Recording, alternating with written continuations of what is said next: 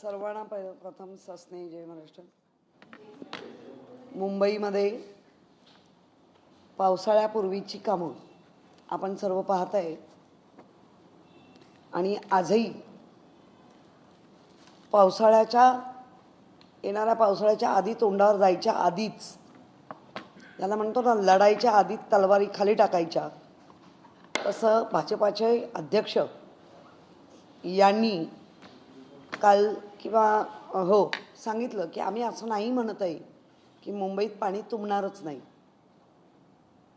मग माझा प्रश्न आहे, ज्या वेळेला तुम्ही आमच्यावर आरोप करत होता तेव्हा पण आम्ही तेच सांगत होतो की काही ठिकाणी आम्ही बऱ्यापैकी उपाययोजना केल्या आहेत आणि त्या उपाययोजनांचं 2019 पासून चांगले रिझल्ट्स मिळायला लागले। ज्या पाण्याखाली 7-7, 8-8 दिवस हिंदमाता म्हणा किंवा गांधी मार्केट वगैरे हा जो परिसर आहे, दादर टिटीचा जो परिसर आहे, हे सगळे बरेचसे स्पॉट असे होते की ते 4-4, 5-5 अगदी आठवडाभर पाणी निघत नव्हतं। माननीय आदित्य उद्धव ठाकरे साहेबांनी ज्या अंडरग्राऊंड प्रशासनाच्या माध्यमातून अंडरग्राऊंड टाक्यांचं नियोजन केलं आणि त्याचे रिझल्ट आपल्याला गेल्या 3-4 वर्षात मिळायला लागले। परंतु 2022 नंतर म्हणजे 19 पासून मिळत होते, आजही त्याच्या बऱ्यापैकी मिळतात असं माझं म्हणणं आहे। पण 22 नंतर प्रशासकाच्या हातात गेल्यानंतर अनेकदा मुंबई तुंबई झाली।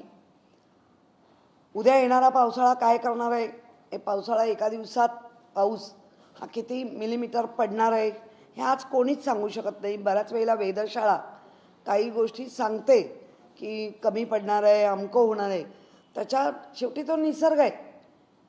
आपण मानवरूपी अंदाज घेतात वेधशाळेचे लोक आणि ते सांगतात, पण ते शेवटी निसर्ग आहे आणि निसर्ग आपलं रूप जे बदललेलं रूप आहे निसर्गाचं पण ते दाखवतं आहे। त्यामुळे ज्या गोष्टी सतत आमच्यावर होत होत्या त्याचा आता यांना प्रत्यय येतो आहे आणि म्हणूनच लढाईच्या आधी तलवारी खाली टाकणारी लोक आहेत। त्याच्यानंतर ज्या पद्धतीने मुंबईमध्ये ज्यांची एक प्रतिमा वेगळ्या पद्धतीने तयार झाली आहे, एक प्रकरण आपल्या महाराष्ट्रात खूप गाजतंय, त्या धर्तीवरचे अनेक व्हिडिओ आपल्याकडे आले आणि हे भाजपाचाच एक नेता ज्या तक्रार करते त्यांचे इतके घाणेरड्या पद्धतीचे व्हिडिओ, म्हणजे असं म्हणायला पाहिजे की हा मुंबईचा खरात आहे। आणि मग तरी इतकं सगळं सोडून मी ते शब्द वापरणार नाही, दुसऱ्यांवर फक्त आरोप करणं एवढंच त्यांना कळत असेल तर त्यांनी जो माजी महापौर म्हणून किंवा आता विरोधी पक्ष प्रचंड अग्रेसिव्ह आहे किंवा अभ्यासू वृत्तीने समोर जातोय म्हणून पुन्हा एखाद्या शकलेनी काहीतरी बोलायचं। माझं म्हणणं आहे, ललित कला क्रीडा प्रतिष्ठानच्या माध्यमातून कालिदास असेल किंवा अंधेरी असेल, प्रत्येक महापौर जो पदसिद्ध महापौर आहे तो अध्यक्ष असतोच। म्हणजे आत्ता या भाजपाच्या महापौर, मुंबईच्या महापौर भाजपच्या, त्या पण अध्यक्ष असणारच आहेत। आणि आलेले प्रस्ताव महापालिकेकडून आलेल्या प्रस्तावांमध्ये बऱ्याच असलेले महापौर दुरुस्ती करून पाठवत असतात। माझ्यावर जे काही दोघांनी महापौरांनी पण आणि मुंबईच्या यांनी केलं आहे तर मी होतेच, पण त्याचबरोबर अध्यक्ष उपाध्यक्ष इक्बाल चहल आयुक्त होते। त्याच्यानंतर यशवंत जाधव विश्वस्त, रवी राजा विश्वस्त, प्रदीप पडवळ प्रमुख लेखापाल विश्वस्त, बाबासाहेब सांगळे जे DMC ते विश्वस्त, रहांदळे हे विश्वस्त आणि OSD देवेंद्र जैन यांना पहिले प्रश्न विचारा। त्यांनी जर सांगितलं हे रॉंग आहे तर जे असेल कायदेशीर ते मी लढायला तयार आहे. परंतु आज मी माझ्या पक्षाने माझ्यावर जो विश्वास दाखवला आहे आणि त्या विश्वासाला पोटात दुखत असेल आणि जर काही बरबडत असतील तर माझं पत्रकारांना म्हणणं आहे की तुम्ही पण याच्या खोलापर्यंत जा. कारण हा जो एक ट्रस्ट आहे तो 1988ला स्थापन झाला आहे आणि त्या ट्रस्टच्या माध्यमातून 2021च्या आधीची परिस्थिती आणि 2021 नंतर ज्या इतर गोष्टींना दिल्या जातात भाडेतत्वावर 15 वर्षाच्या 14 वर्षाच्या, कारण त्यांना ते खर्च करायला लावतो आपण. अनेक कोटी खर्च होतात कारण महापालिकेकडे त्या ह्याने आत्ता पैसे तेव्हाही नव्हते आणि आत्ताही नाहीत. त्यामुळे ह्या नक्की मुळाशी जा. चुकीचं असेल तर नक्की मुळाशी जाऊन या सगळ्यावरती प्रकाशझोत तुम्ही टाकला पाहिजे. एवढ्या ना प्रश्न का नाही विचारले गेले. इथे विरोधी पक्ष बसली आहे माझी महापौर म्हणून माझ्यावर जर तुम्ही मला आरोपांचा मी घाबरत नाही. हे आरोप बिरोप कोण करताय त्याची काय डिग्निटी आहे ते लोकांना माहिती आहे, अख्ख्या महाराष्ट्राला नाही जगाला माहिती आहे. त्यामुळे त्या आरोपाला मी जरा पण हे करत नाही. पण जाणून बुजून स्त्री आहे म्हणून मी स्त्री कमकुवत नाही आहे, मी कणखर आहे म्हणून मी तुमच्या समोर आली आहे, घाबरून पळत नाही आहे. दोन्ही जेव्हा त्यांनी आरोप केले मी सामोरे आली, कायदेशीर लढाई लढली आणि मी परत माझ्या मतदारसंघाने आणि माझ्या पक्षाने विश्वास दिला म्हणून मी निवडून आले. त्यामुळे ह्या गोष्टीवर प्रकाशझोत टाकत असताना सगळे मिनिट्स सगळं जे घडलं आहे ते तसंच्या तसं रेकॉर्डला आहे. आपण रेकॉर्ड तपासा आणि खऱ्या बातम्या म्हणजे खरं सत्य काय ते लोकांसमोर तुम्ही आणा असं माझं मत आहे. आणि आत्ता इम्प्रूव्हमेंटमध्ये 2 सब्जेक्ट आलेत. एका सब्जेक्टवर आत्ता आमचा सचिन पडवळ इम्प्रूव्हमेंट सदस्य आहे. कशी मुंबईची लूट होते आहे किंवा झाली नाही पाहिजे, ती का नाही झाली पाहिजे त्याचं सविस्तर हे सगळं इम्प्रूव्हमेंट सदस्य असल्यामुळे सचिन पडवळ आता तुम्हाला त्या गोष्टीला सांगेल. इथे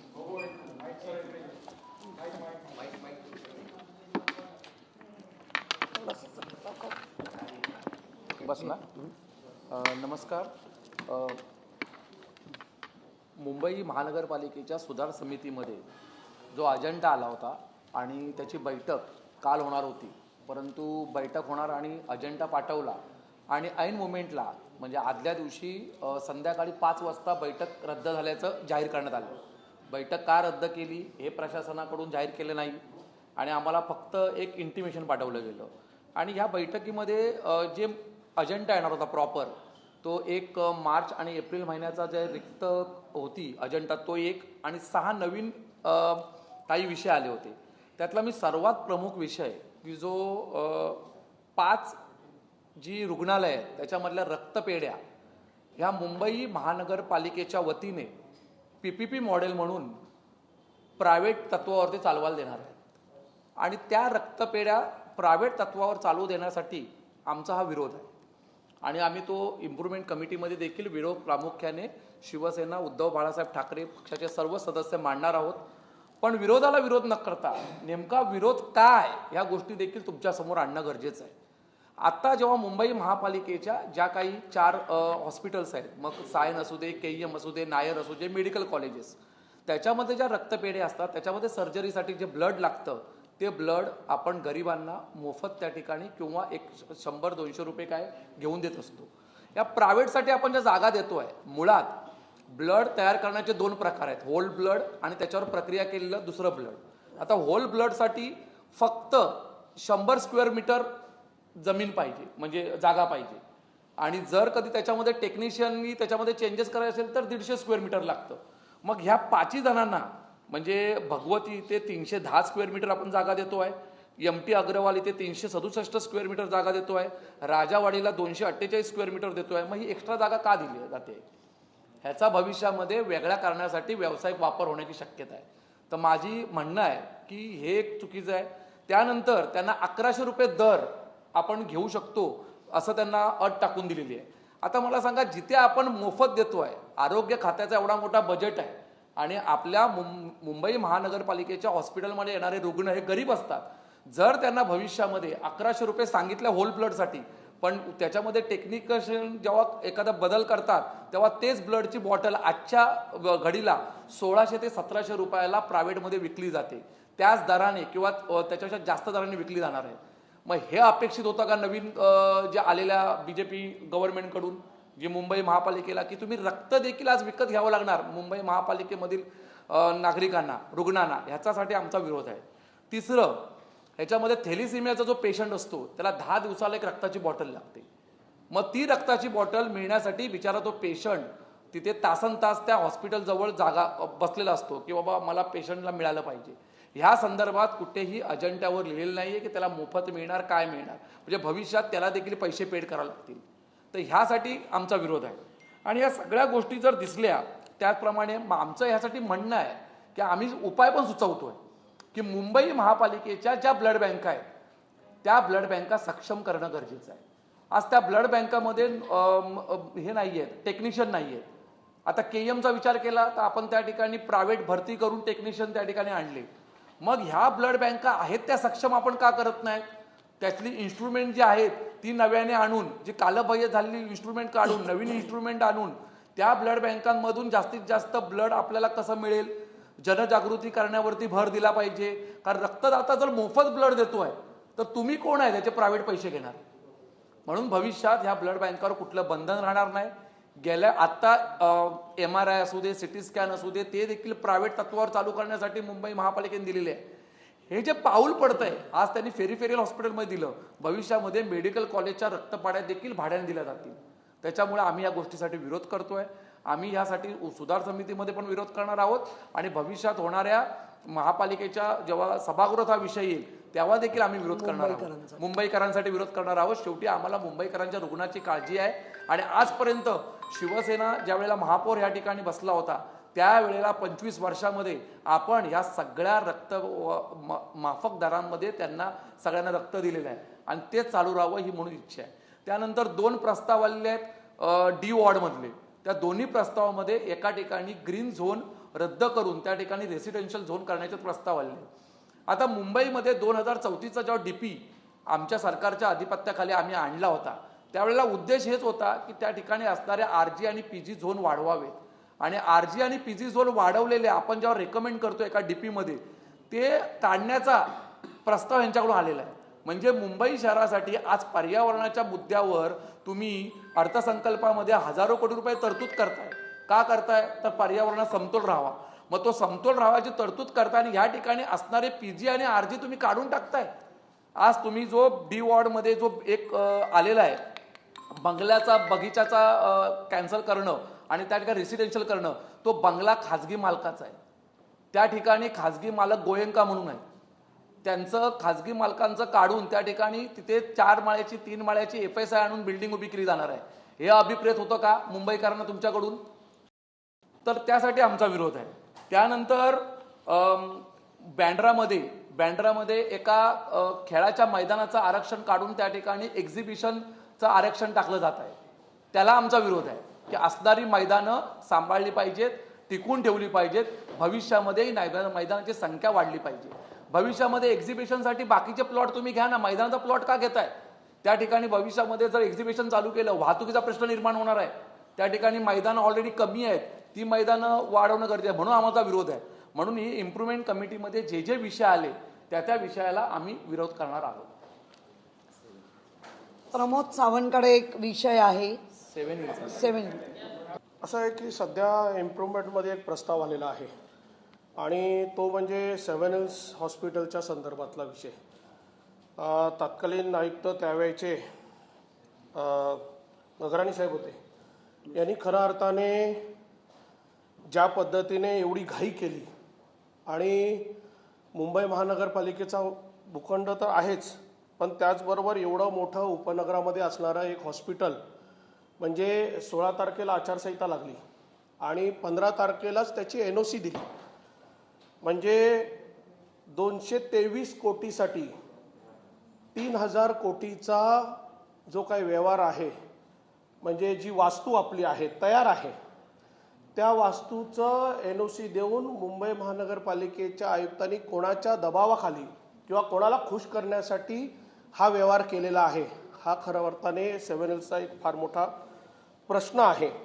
खऱ्या अर्थाने जर तुम्ही बघितलात तर 7 हिल्स सारखी एवढी मोठी वास्तू आज इथे उभी आहे अंधेरी मरोळमध्ये, आणि याच्यामध्ये जर आपण बघितलं तर खऱ्या अर्थाने 15 डिसेंबरला याची NOC देण्यात आली. त्याच्यामध्ये आपण जर बघितलं तर NCL मध्ये 7 हिल्स हॉस्पिटल जे होतं ते गेलं होतं. अनेक वर्ष आपण कोर्टात लढत होतो, आणि त्या कोर्टाच्या लढाईमध्ये कोर्टाने असं त्यांना NCLनी सांगितलं होतं की आपण मुंबई महानगरपालिकेने हे घ्यावं, किंबहुना इतर कुठल्या तरी बिल्डरला बोलवावं.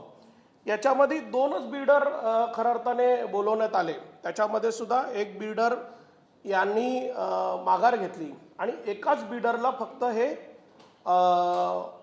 ह्याच्यामध्ये पार्टिसिपेट करण्यासाठी संधी दिली. आणि खऱ्या अर्थाने जर ते बघितलं तर त्याच्यामध्ये कुठलीही म्हणजे MOU साठी आणि ना हरकत प्रमाण अगोदरच दिलंय, आणि आता सुधार समितीमध्ये हा प्रस्ताव आणलेला आहे. म्हणजे आयुक्तांना एवढी काय घाई होती त्यावेळेच्या की हा प्रस्ताव सुधार समितीमध्ये येणं, प्रस्ताव पास होणं, सभागृहामध्ये येणं, आणि सभागृहामधून पास झाल्यानंतर त्याचं बाकीची प्रक्रिया करणं गरजेचं होतं. पण त्यावेळेच्या आयुक्तांना असं का वाटलं, किंवा कोणाचा दबाव होता की एवढी मोठी जी जमीन आहे आपली, आज जर त्या साधारण 15 लाख स्क्वेअर फीट बांधकाम तयार आहे, आपलं उपनगरामधलं एक मोठं हॉस्पिटल, जसं आपण आता आज म्हणतो की शहरामध्ये KM आहे, नायर आहे, सायन आहे, ह्या सगळ्या हॉस्पिटलच्या जवळपास 7 हिल्स हॉस्पिटल आहे. आणि मग जर हे हॉस्पिटल तयार 15 लाख स्क्वेअर फीटचं बांधकाम करून रेडी पोझिशनमध्ये असताना जर आज तिकडची जर आपण रेडी रेकनर भाव जर बघितलं तर साधारण तो 3000 कोटीच्या जवळपास जात आहे. आणि मग एवढी फक्त 223 कोटीसाठी, मग मुंबई महानगरपालिकेकडे 223 कोटी नाही आहे का? आयुक्तांना असं वाटलं नाही का आपण हे 223 कोटी देऊन आपण ही मुंबई महानगरपालिकेला उभी असलेली वास्तू आपण ताब्यात घेऊया? आणि हे न करता, ह्याचा विचार न करता अशा पद्धतीने केलेला एक फार मोठा भ्रष्टाचार मी तर म्हणेन आयुक्तांनी कोणाच्या दबावाखाली किंवा कोणाला खुश करण्यासाठी केलेला आहे. त्याचबरोबर जर आपण बघितलं तर त्याच्यामध्ये आपण जर बघितलं की गेल्या बजेटमध्येच, म्हणजे आता जो बजेट पास झाला त्याच्यामध्ये नवीन हॉस्पिटलसाठी प्रोव्हिजन करण्यात आलेली आहे. साधारण 150 कोटीच्या जवळपास काहीतरी नवीन एक हॉस्पिटल बांधायचं म्हणून केलं. मग 150 कोटी तुम्ही नवीन हॉस्पिटलसाठी करताय, मग ह्या प्रकल्पासाठी 223 कोटी का आयुक्तांना असं देऊसं वाटलं नाही? दुसरी गोष्ट, त्याच्यामध्ये मला एकंदर ज्या वेळेला माहिती मिळाली तर ग्लोबल आणि रिलायन्स या दोघांचं संगनमत आहे, म्हणजे त्यांची सिस्टर कन्सर्न म्हणजे बेबी कंपनी म्हणून आहे. आणि ज्युपिटर ह्यांनी हे केलं होतं, पण ज्युपिटरनी बॅकआउट केलं किंवा ते त्या अटी शर्तीमध्ये बसले नाहीत. आणि बसले नाहीत म्हणून एकच बिडर कसा काय एवढ्या मोठ्या प्रकल्पासाठी होऊ शकतो? खऱ्या अर्थाने आयुक्तांनी पुन्हा एकदा हे करायला पाहिजे होतं. आणि जर त्यांना म्हणजे पब्लिक पार्टनरशिपसाठी द्यायचंच असतं तर त्यांनी ते करायला पाहिजे होतं. पण ते न करता आपली एक एवढी मोठी वास्तू त्यांनी पुन्हा एकदा प्रायव्हेट संस्थेला कुठल्या तरी वरदहस्त, कुठल्या तरी मोठ्या त्यांच्या ह्यांना खुश करण्यासाठी त्यांनी केलेलं आहे.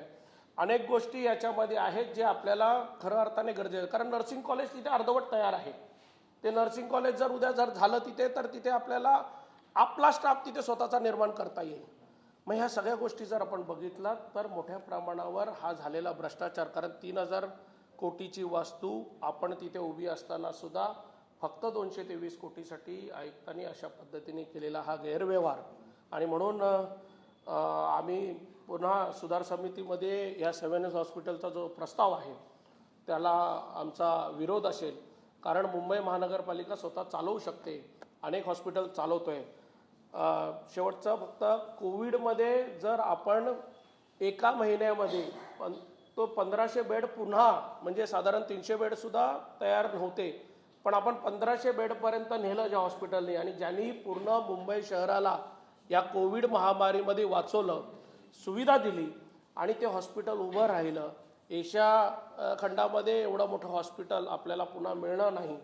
अशा परिस्थितीमध्ये या पद्धतीने केलेला हा व्यवहार, मला वाटतं त्यावेळेचे आयुक्त जे होते त्यांनी हा केलेला फार मोठा भ्रष्टाचार आहे. हा कोणाच्या सांगण्यावरून आणि कोणाच्या वरदहस्ताखाली केलेला आहे, हा एक मोठा संशयाचा भाग आहे असं मी सांगतो. धन्यवाद. 230 कोटी घेऊन 3000 कोटीचं हॉस्पिटल, केवढा मोठा भ्रष्टाचार, तिथे बोलणार आहेत की नाही?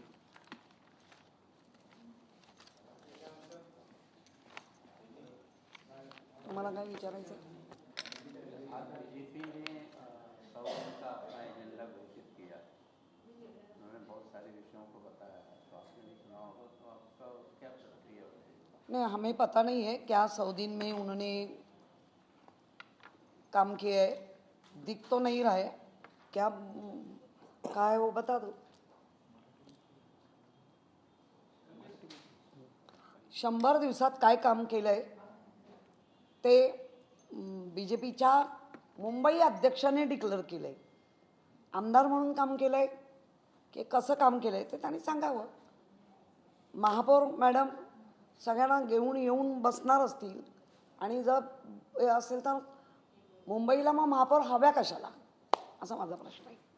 मुंबईचे अध्यक्ष भाजपचे मुंबई महापौरांचाच कारभार चालवत असतील तर मुंबईला महापौर कशाला हव्या.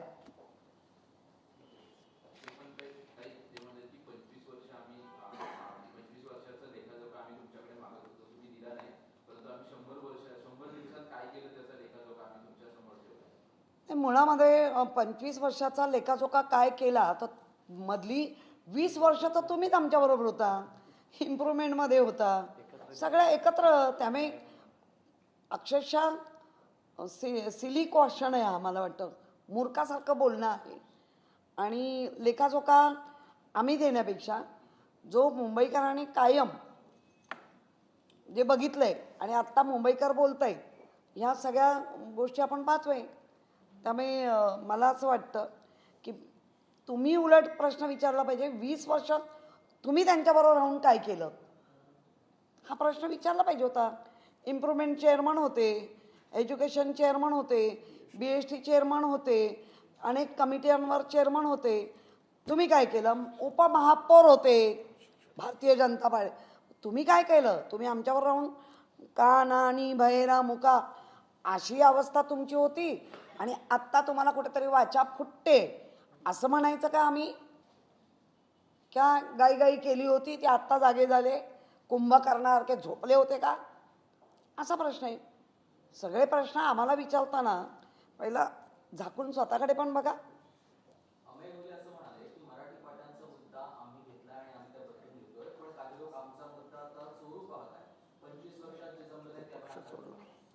अरे बाबा, ज्यांनी पक्ष चोरून नेले ते काय दुसऱ्यांवर. आणि मुळात तुम्ही बाळासाहेबांच्या आहात ना, म्हणजे तुम्ही बाळासाहेबांवरच प्रश्नचिन्ह निर्माण करताय. हा विषय बाळासाहेबांच्या हयातीपासून चालू आहे. आपण तो वारंवार रस्त्यावर उतरून घेतलाय, आजही घेतोय.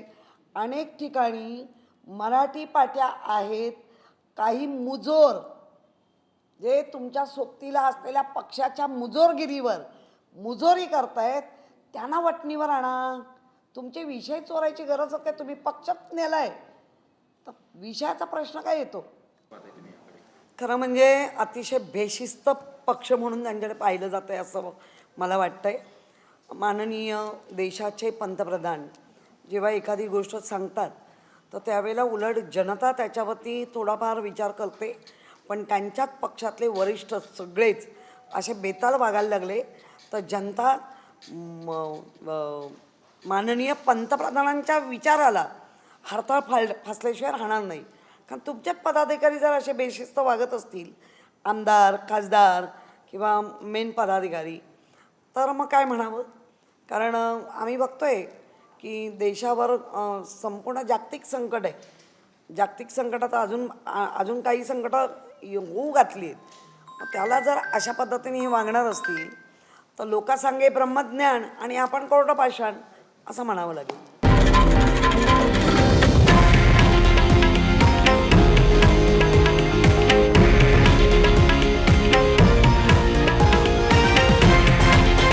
हे आहे देशातील नंबर 1 न्यूज नेटवर्क आणि आपण पाहत आहात TV9 मराठी, एकमेव.